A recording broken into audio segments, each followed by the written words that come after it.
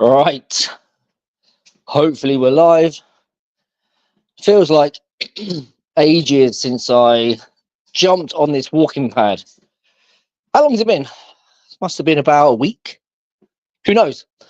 But obviously because I'm on it, and as you can see from the title, 3 Habits I'm Restarting Today, that's what we're going to be talking about. Why I'm on this walking pad and some of the things that I'm doing from today rather than... But I wonder how many men are going to start on January the 1st. Probably very few because they'll be hungover.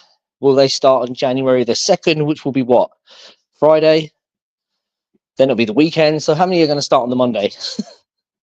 What's that, Monday the 6th? Probably quite a few of you. But I don't judge, regardless of when you want to start. Let's get the comments up. When you start, here are 3 habits that I'm restarting. And for context, the reason why I'm restarting them, well, it should be quite obvious because it's been Christmas.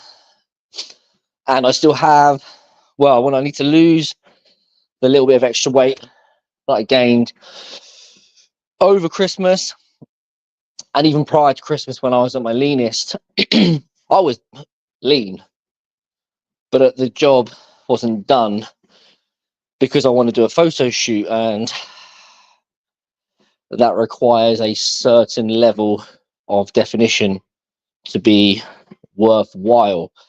So the reason I'm restarting them is because I still have body fat to lose, and I feel like they are 3 really simple habits that made a big impact on my progress this year. And if you follow them, they will help you start January in a much better fashion than you probably would do, because I think a lot of you are going to make the mistake of just kind of... I've just realized the swing in the garden, the cover has almost blown off of the chair into the next door neighbour's garden. It's like it's just hanging by a thread.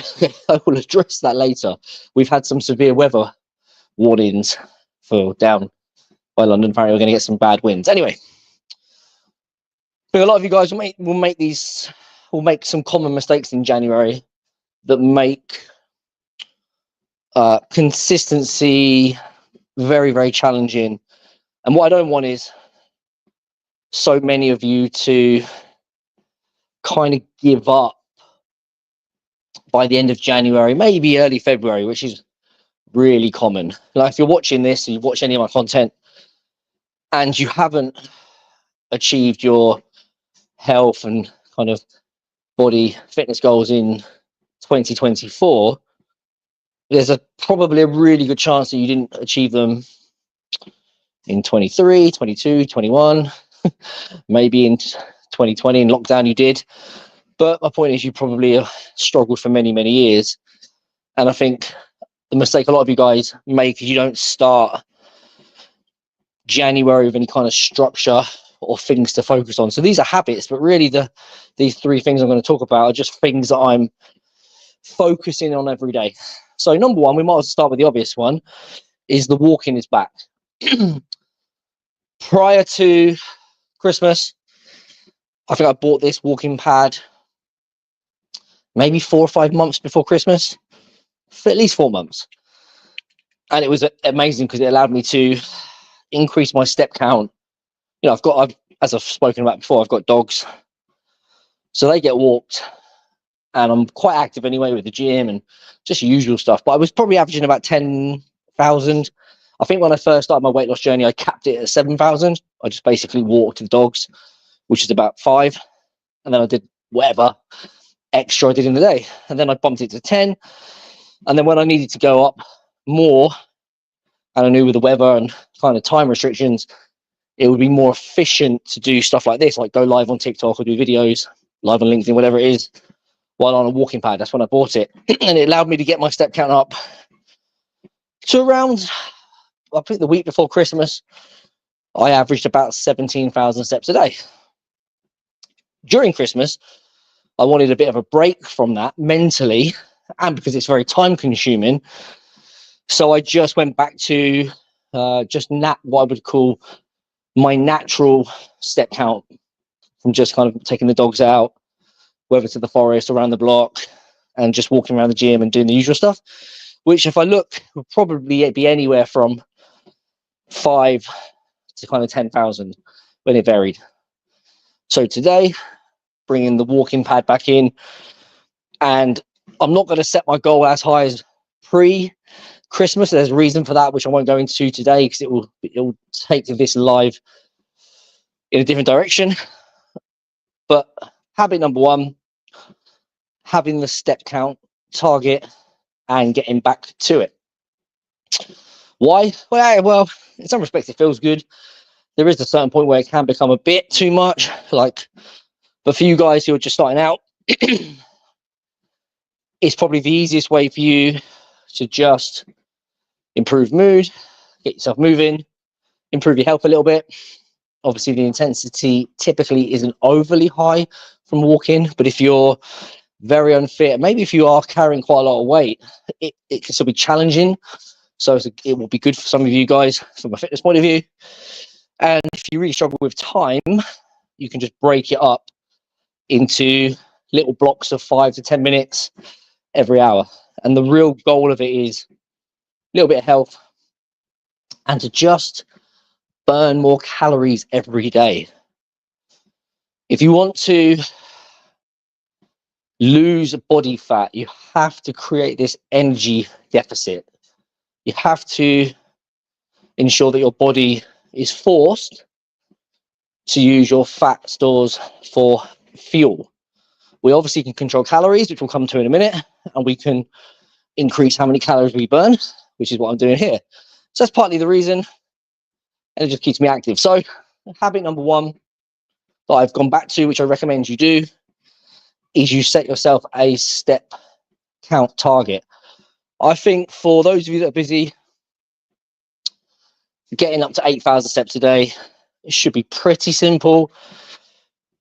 If you can be more efficient with your time, like I said, if you break it up and you do a bit in the morning, maybe every hour you do 5 to 10 minutes, and maybe you do a walk in the evening, you can probably get to 10,000. But I think for a lot of you, if you are someone at the moment who drives to work, sits at the desk, walks around the office a little bit, then drives home, sits on the sofa, then getting to 8,000 steps will make a decent impact.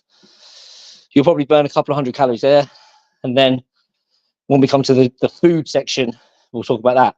So that's a very simple one. Set yourself a daily step target and make it a habit. Do it. Make it non-negotiable. Find ways to fit it in.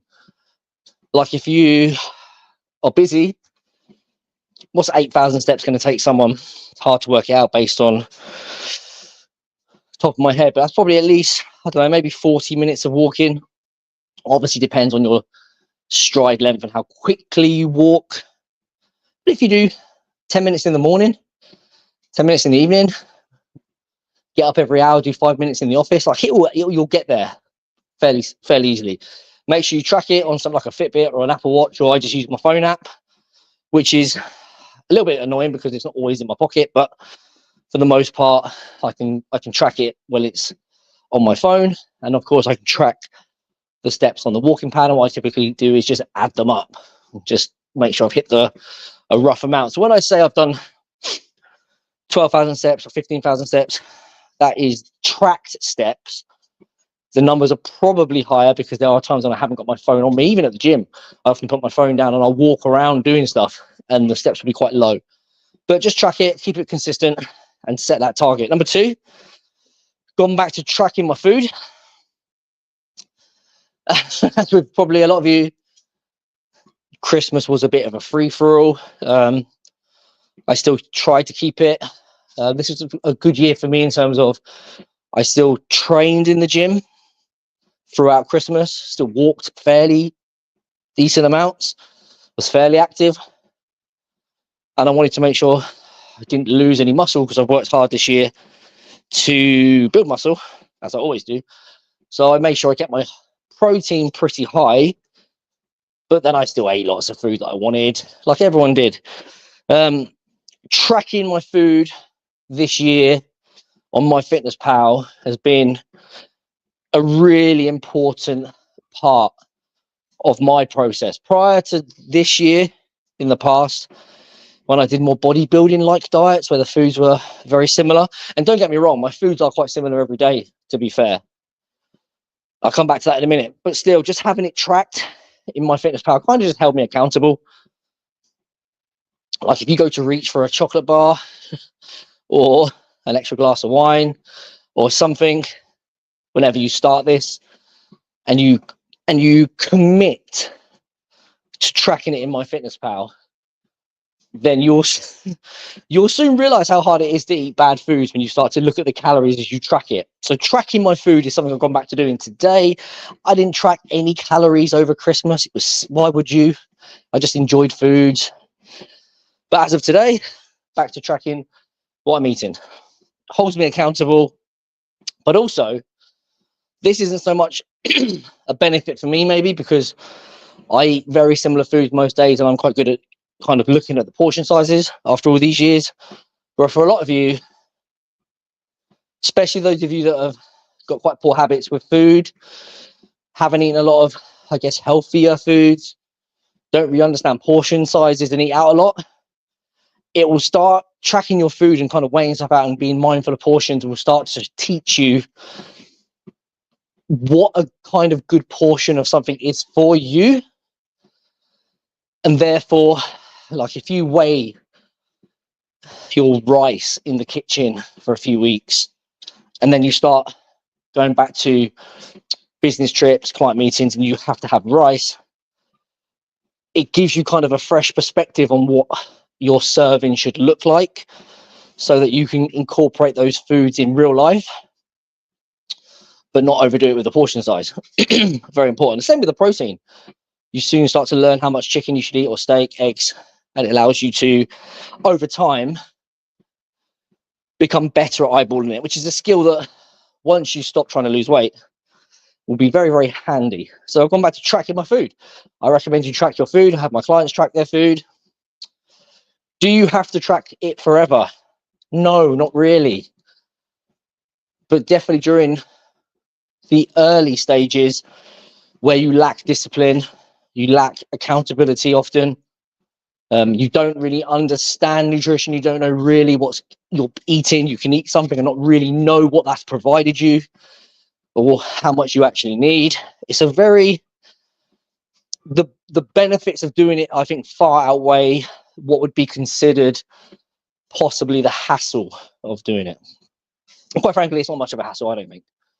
You just search barcode, you search a database, or you scan a barcode. I remember when I finished university and I would track my food, I had a little diary, I had to write everything down, use the food label, I had to use a calculator, and then if I wanted to change it, I had to scribble it out and start again. So food tracking is very easy now. MyFitnessPal is the one I use. There are loads of apps, but typically I use MyFitnessPal. My clients do, simply because also MyFitnessPal syncs to the app that I use with clients. So I can see their food intake, their food choices, all their data, and even make recommendations, or of course tell them that they're like messing it up or doing something wrong, or give them a bit of a slap, basically. So that's habit number 2, back to tracking food. And then habit number 3 related to food, because if you're gonna achieve your health, fitness and body goals this year and maintain them, a lot of it's going to come from the nutrition. I was chatting to a client today who I've had, I think he's been with me for about 9 months now.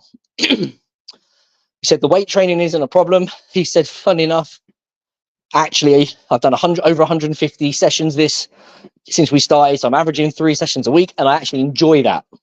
This is really common. The weight training becomes enjoyable. The food is much better. He's lost a lot of fat and he's trimmer, but he's not quite where he wants to be. So we're at this point now where we need to basically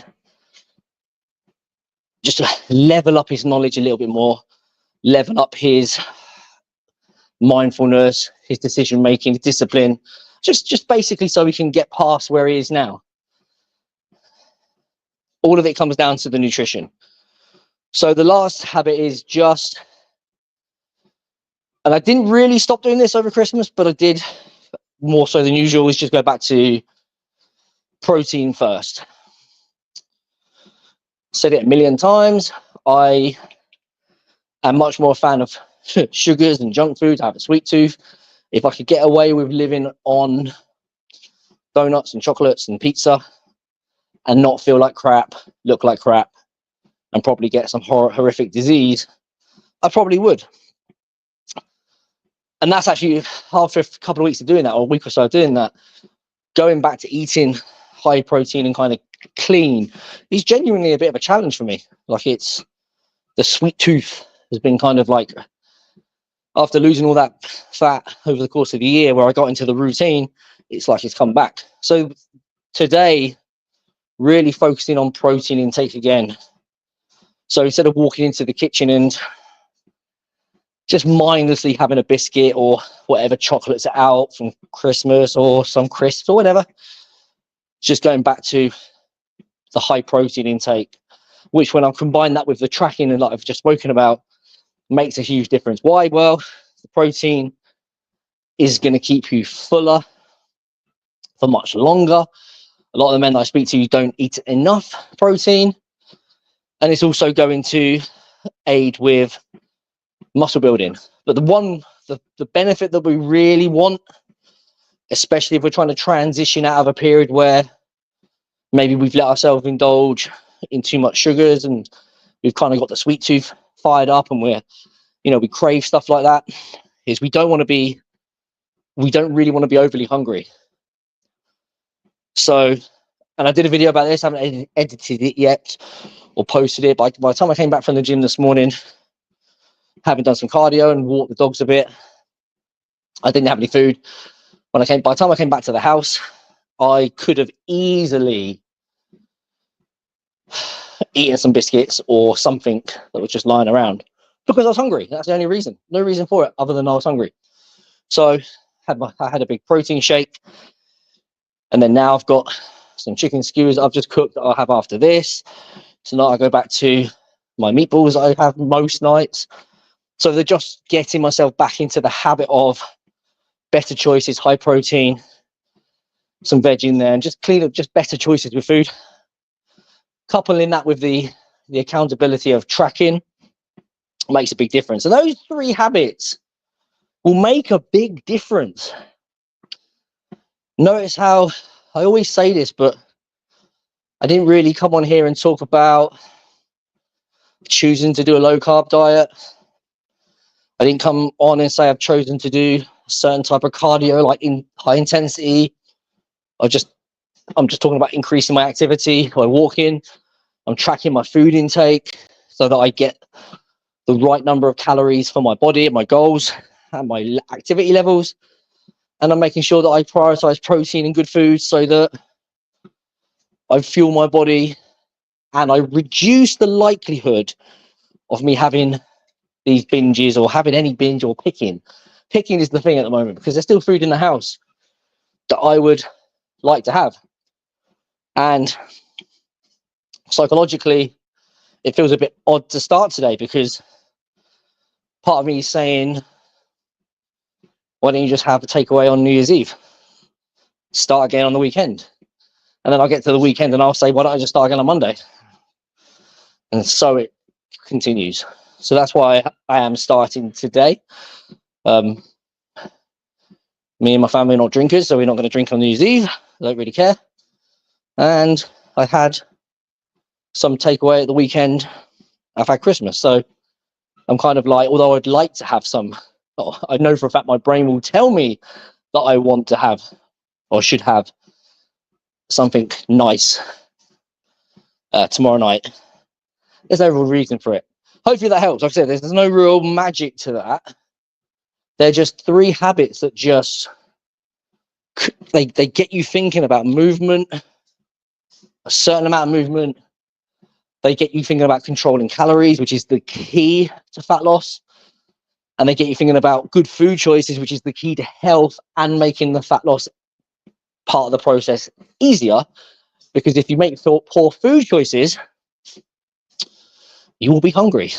And if you are hungry, sticking to your calories will be challenging. Hopefully that helps us now. Also allowed me to walk almost a kilometre. If you'd like some help with this in the new year, obviously a very busy time for me.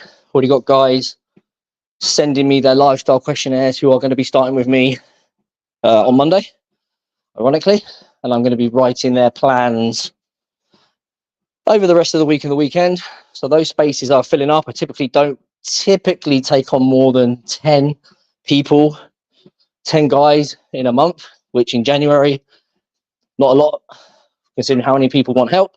So if you've been thinking about contacting me, seeing if I can help you with fat loss, health, by giving you the plans that you can follow, that are all customized, teaching you how to do it, holding you accountable, supporting you, answering your questions, then send me a message with the word January. We'll have a chat, see if I can help you, and we'll go from there. Right, I'll probably come on tomorrow, but if I don't, Happy New Year. Hope you had a good Christmas. I'll speak to you soon.